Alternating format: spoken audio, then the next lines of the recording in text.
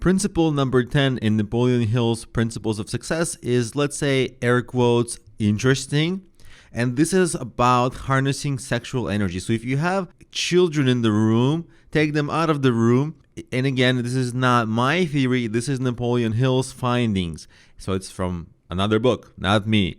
So it's all about choosing a compatible life partner who inspires you. Of course, we're going to keep it PG-13 for the most part here. But the book does get into things having to do with sex and having sexual energy and things like that. We're not going to talk about that at all in here for very obvious reasons.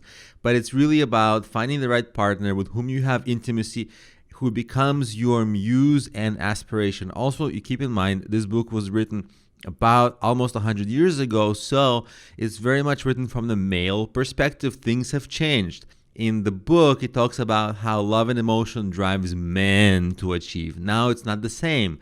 It's not only men being in business. So this point is a little out there. It's a little outdated, perhaps. And it talks about main drivers as love, romance, and sex. We're going to skip that. But we can narrow that down to, let's just say, having a supportive life partner who inspires you. Let's say just that.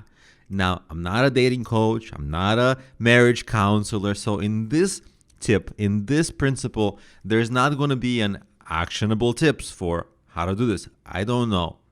I'm just another person.